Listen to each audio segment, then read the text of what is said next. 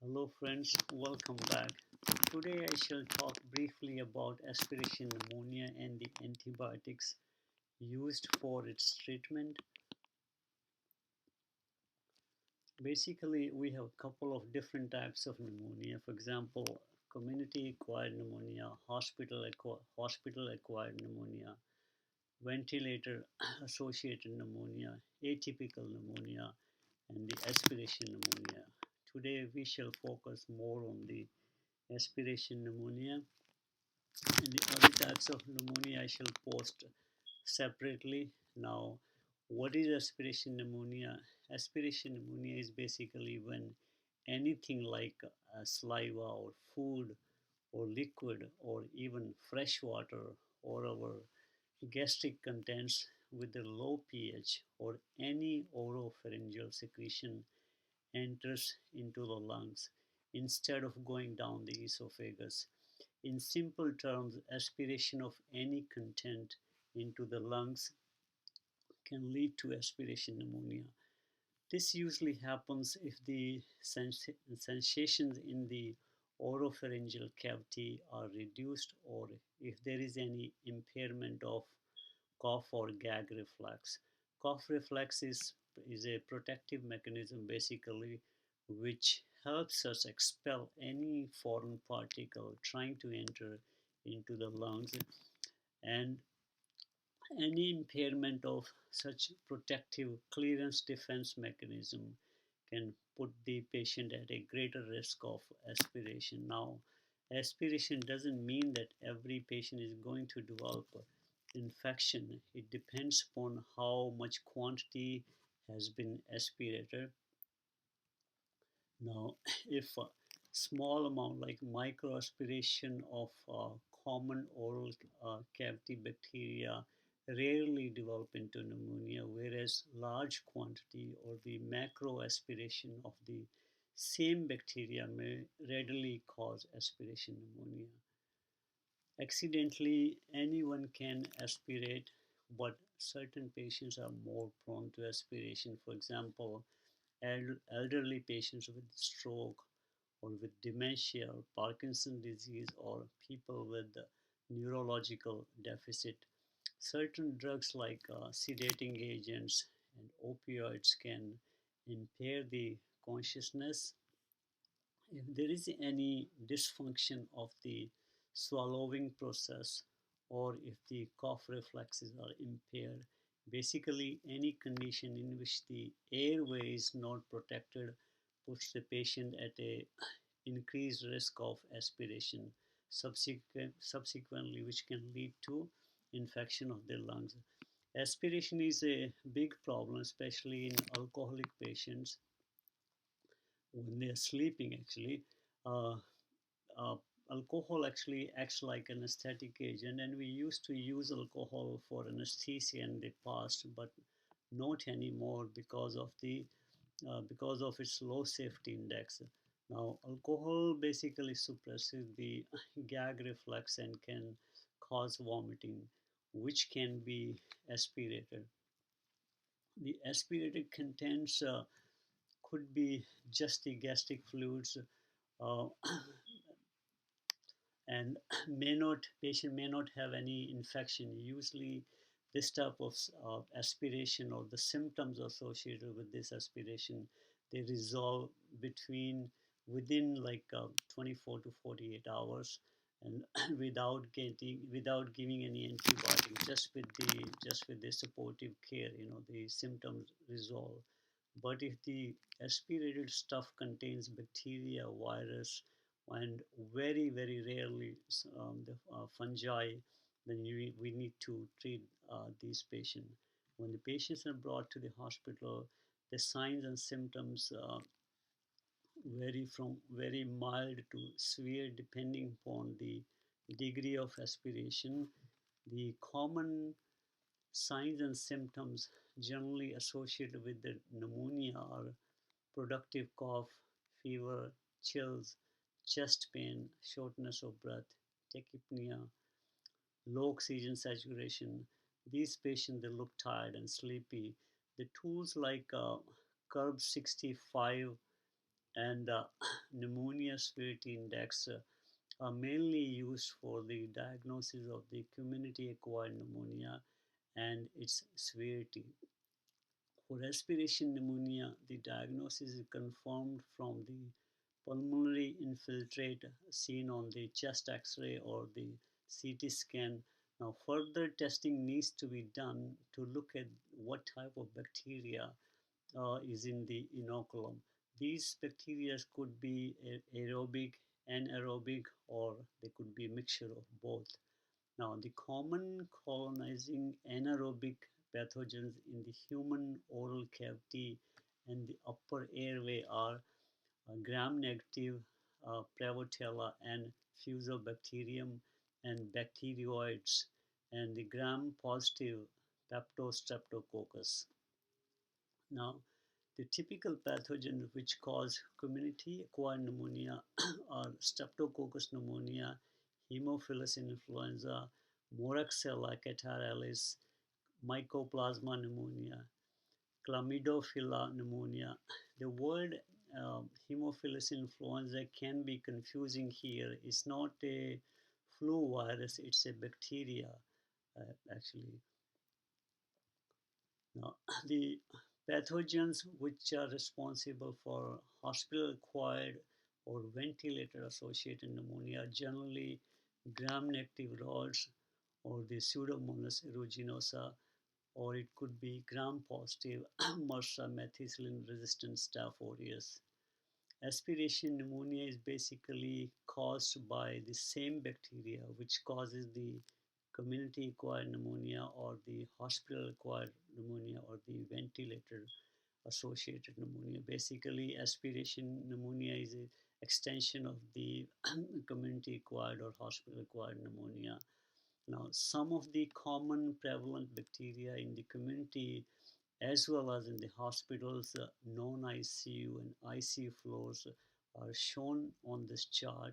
Overall, Streptococcus pneumonia is the predominant pathogen causing pneumonia, regardless of where the patient is.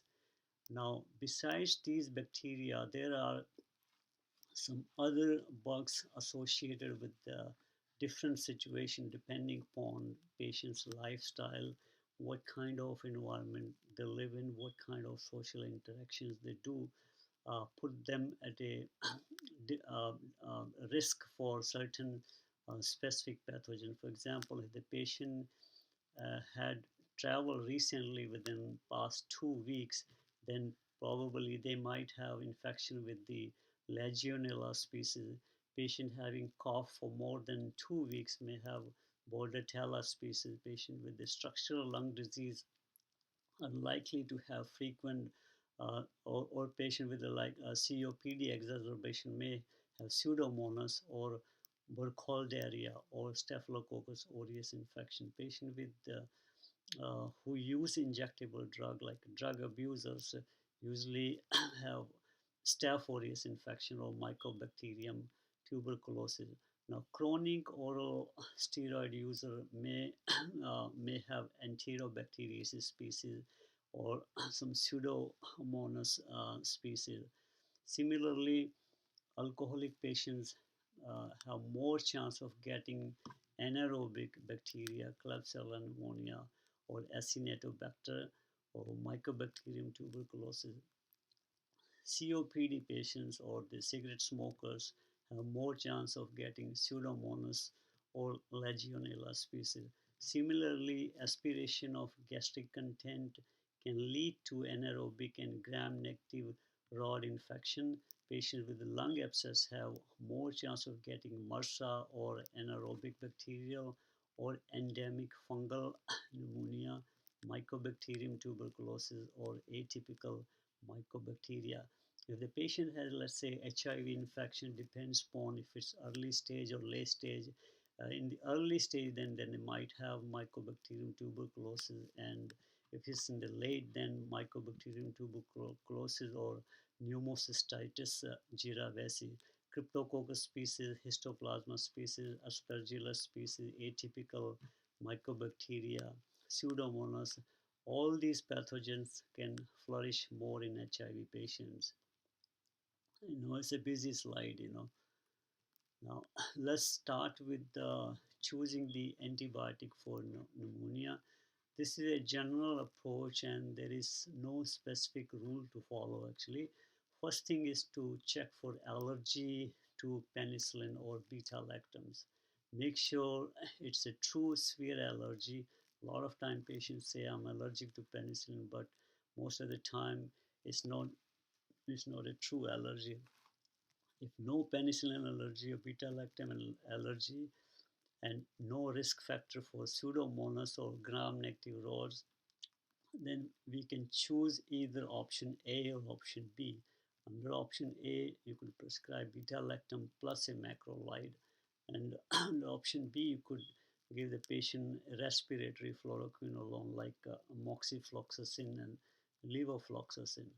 Among the beta-lactam, ceftriaxone, the brand name larosifin, is preferred over the other beta-lactam. Or you could also choose unicin, which is ampicillin and sulbactam combination, or ertapenem. And on top of that, you add a macrolide, which could be either azithromycin or clarithromycin. Now, so basically, we're using two antibody, for example, ceftriaxone plus azithromycin or any other combination is okay as long as one is a macrolide and the other one is a beta lactam. We usually start with ceftriaxone plus azithromycin and send the urine antigens for Legionella and pneumococcus. If the atypical antigens are not detected in the urine sample, then we generally discontinue azithromycin, or sometime in place of azithromycin we add doxycycline uh, to the erosive and ceftriaxone. Whenever you add macrolide to a beta lactam, remember the macrolides can prolong the QTC interval. So look at the EKG, and if the QTC interval is more than 500 millisecond, then probably you should choose doxycycline instead of azithromycin or clarithromycin. Similarly, both moxifloxacin and levofloxacin can prolong the QTC interval. Therefore, kindly monitor the patient's EKG, and we don't want QTC more than 500 millisecond to before you put this patient on this drug, especially for Levaquin. Some clinicians they don't like to prescribe Levaquin if the QTC is greater than 460 millisecond. Now, if no penicillin allergy, the patient has risk factor for Pseudomonas or gram-negative rods, then you can choose two anti-pseudomonal agents from different class of antibiotic. For example, either zocin, which is piperacilin tazobactam, or you could choose cefepime or meropenem. Plus, you add a fluoroquinolone like ciprofloxacin. Whenever you are choosing antibiotics to cover Pseudomonas, remember that the anti-Pseudomonal dose for these agents is higher than the normal dose. So if the patient, let's say the patient has severe penicillin allergy or beta-lactam allergy, but no risk factor for Pseudomonas, then you choose monotherapy like just moxifloxacin or levofloxacin. We don't have to give like double anti-pseudomonal coverage. But if the patient has severe penicillin allergy as well as risk factor for Pseudomonas or gram-negative role, then you choose double anti-pseudomonal coverage, either aztreonam or aminoglycoside plus a fluoroquinolone like ciprofloxacin. Now, some of the risk factor for Pseudomonas or the gram-negative roles are like any recent hospitalization or antibiotic use within the previous 3 months or 90 days, patients with the structural lung disease or patients with having any comorbidity, immunocompromised patient.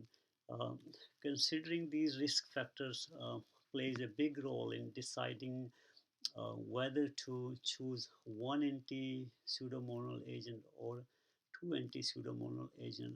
Looking at the Pseudomonas aeruginosa, the question is, should we always treat this Pseudomonas empirically with two anti-pseudomonal agents or just with one agent is sufficient? Look at the risk factor for the patient. Look at your local antibiogram. If there is no risk factor for multi-drug resistant organism and your institution has less than 10% resistant isolate, then choose one anti-pseudomonal agent. But if the person has been exposed to antibiotic during previous 90 days, patient has risk for mortality. Patient has high quality gram stain, like results show numerous gram negative bacilli. Uh, the, or if you don't know the resistant pattern at your institute, patient has any structural lung disease, then we will choose two anti-pseudomonal agents. We presume that patient with the structural lung disease probably had already been received multiple courses of antibiotic in their past, uh, for unlikely for and they're likely to have developed potential resistance to the organism. If the patient has risk factor for MRSA, consider giving vancomycin or linezolid. Now, consider linezolid or daptomycin as an empiric therapy in patients known to have colonization with the VRE or who are at high risk for VRE or MRSA. Now, always look at the microbiology report, de-escalate the antibiotics to the narrowest spectrum whenever possible. Look at the entire picture, the risk factor, the microbiology report, and where the infection was acquired. Was it acquired in the community as an outpatient or within the hospital? Because the empirical choice of antibiotic and the duration of treatment will change based upon the severity of illness and the response to the treatment. Patients who develop aspiration pneumonia in the hospital after a prolonged stay, how should we treat them? Basically, those who are in the ICU for a long period of time, Now, now should we add additional anaerobic coverage to the standard antibiotic used against community-acquired pneumonia? And the answer is generally no, not routinely. And why not? Because most antibiotics used for community-acquired pneumonia have adequate coverage against anaerobes, and most pulmonary infections do not involve anaerobes. And this is based on results of some studies which did not find significant presence of anaerobic bacteria as the causative organism in the acute aspiration setting. You might be considering that these patients should likely be treated as hospital-acquired aspiration pneumonia, but some data show that rate of anaerobic infection does not appear to be higher in patients who aspirate in the hospital setting. Empirically, zosyn and carbapenem should cover the anaerobes, provided there are some risk factors. Now, anaerobic bacteria often develop very slowly and are less virulent in nature. The pus formation or the abscess formation takes about 4 to 5 weeks. If the pus has formed, then you may need to drain it probably and simultaneously use appropriate antibiotic in order to achieve the effective resolution. You need to add additional anaerobic coverage only if you suspect lung abscess or pus formation. Otherwise, standard therapy is enough. If you have to add anaerobic coverage, then metronidazole is preferred over the clindamycin. Again, the updated 2019 guidelines from the American Thoracic Society and the Infectious Disease Society of America advise that it is unnecessary to add additional anaerobic coverage to standard pneumonia regimen in the inpatient setting. unless lung abscess or empyema or pus is suspected. This is a very important statement suggesting that standard antibiotics like the ceftriaxone plus macrolide like azithromycin respond as favorably much as favorably like the much stronger antibiotic like zocin, which is piperacilin tazobactam for the community-acquired pneumonia. Now, in summary, for I'll say aspiration pneumonia, besides oxygen supplementation, bed rest, and fluid management, you may use intravenous unicin, which is ampicillin and sulbactam, uh, um, or you can use augmentin, which is amoxicillin with clavulanic acid if the patient is outpatient, or clindamycin is no longer used due to its association with the Clostridium difficile diarrhea and increased risk of resistance development.